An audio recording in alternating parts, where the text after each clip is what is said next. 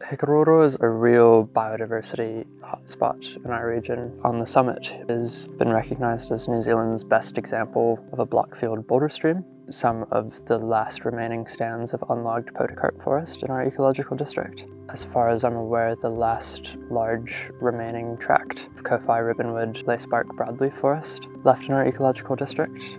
17 or 18 species now recognised in the project area that are at risk declining all the way up to nationally critical.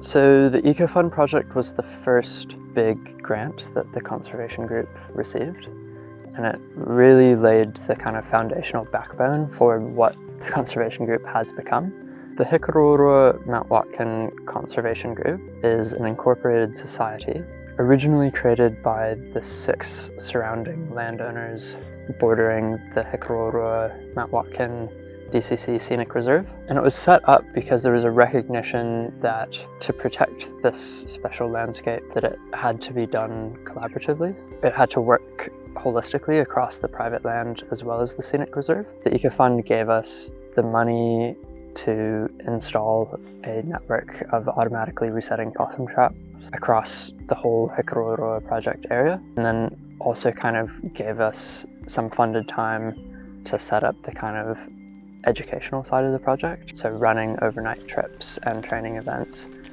teaching people from the local community how to set possum traps, getting them out on the hill, checking traps, just more people in the community coming together to try and learn and look after the place. It's really, really hard to talk about Hikaroroa without talking about Katihuirapa and the runaka down in Karitane. So Hikaroroa is the moka tapuna for that hapu. When they give their pepeha, this is the mountain that they whakapapa to. There's been lots of cool collaborations happening with Puketoraki and the runaka. They've been huge supporters of the conservation project.